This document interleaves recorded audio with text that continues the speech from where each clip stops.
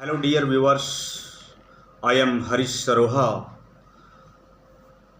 and today I will discuss about the 40th अगस्त। आज का जो मेरा बोलने का कार्यक्रम है वो विशेष रूप से मैं 14 अगस्त 1947 के बारे में बोलना चाहूँगा, क्योंकि पहली बार गवर्नमेंट ऑफ इंडिया ने इस दिन को observance of partition horror day के रूप में मनाने का फैसला किया है।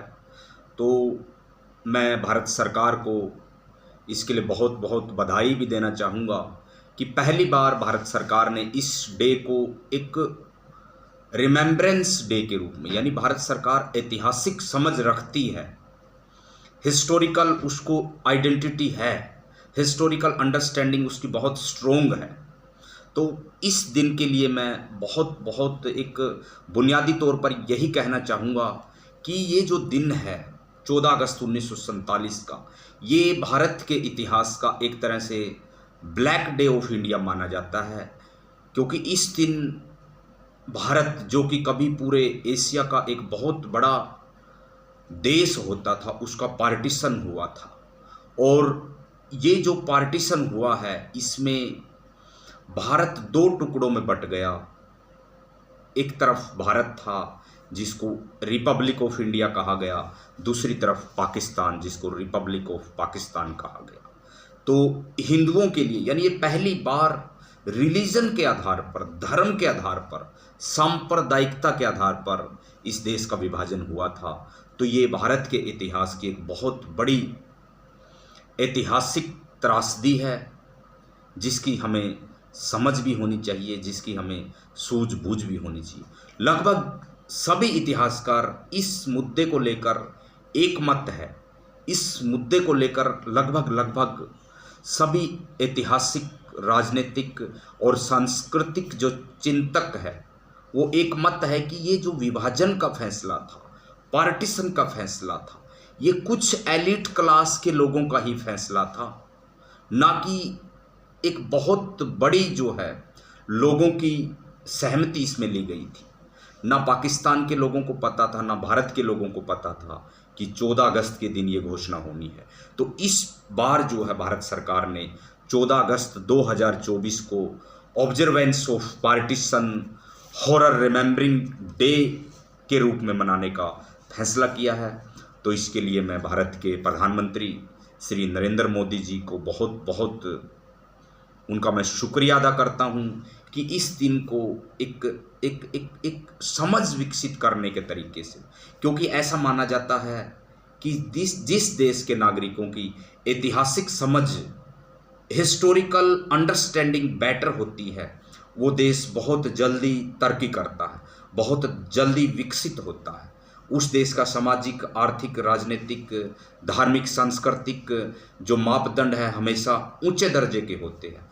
उस देश के लोगों का लाइफ का स्टैंडर्ड है, लाइफ की जो क्वालिटी है वो बहुत, क्योंकि कोई भी देश बुनियादी तौर पर अगर चलता है तो वो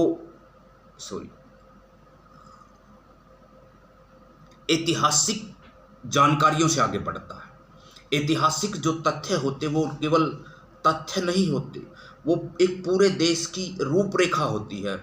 उसके अंदर उस देश का भूगोल, उसके अंदर उस देश की मॉर्फोलॉजी, उस देश की सामाजिक, आर्थिक, राजनीतिक, सांस्कृतिक, मनोवैज्ञानिक भावनाएं छिपी होती है।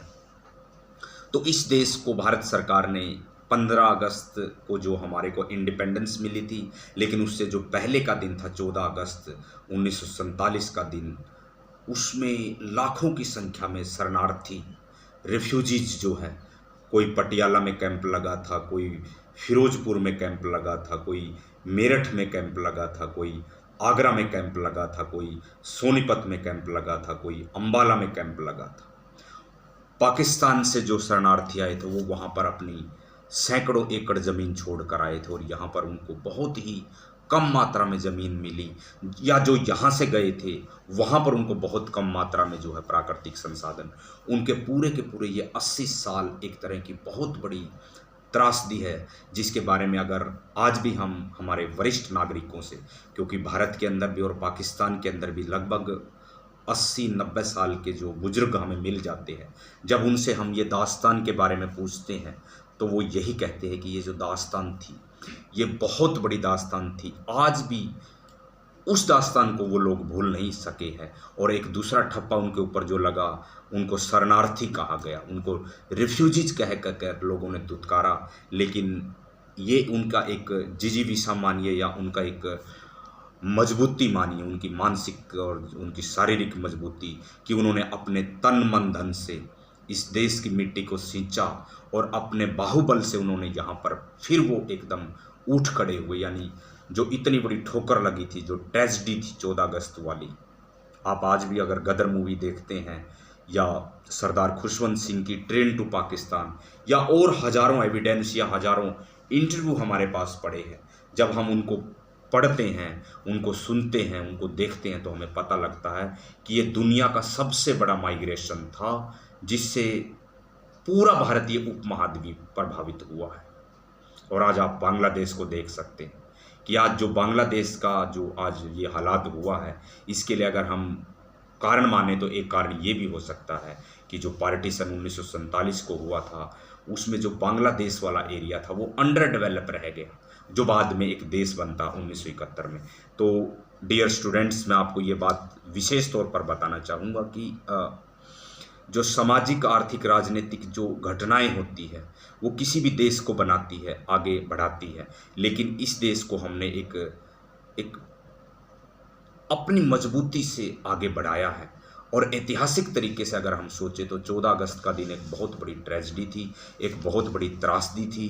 तो मेरा ये मानना है कि किसी भी देश के नागरिकों को जो है अपना इतिहास ज़रूर याद रखना चाहिए, क्योंकि ऐसा माना जाता है कि जिस कौम का या जिस देश का इतिहास नहीं होता वो देश कोई भविष्य भी नहीं बनाता है, वो देश बहुत ज़्यादा तरक्की नहीं करता। इतिहास दोनों तरह का हो सकता है, पॉजिटिव, नेगेटिव। इतिहास में त्रासदियाँ भी होती है, इतिहास में खुशियाँ भी होती है, इतिहास में सबक भी होते हैं, इतिहास में आकांक्षाएं भी होती है। इतिहास निरंतर गतिमान रहता है, इतिहास निरंतर आगे बढ़ने का नाम है, इतिहास निरंतर आगे चलने का नाम है। तो इसमें जो घटनाएं घटती है वो निरंतर रूप से कुछ अदला बदली के साथ हमेशा माना जाता है। इतिहास अपने आप को हमेशा रिपीट करता है, हिस्ट्री रिपीट्स ऑलवेज।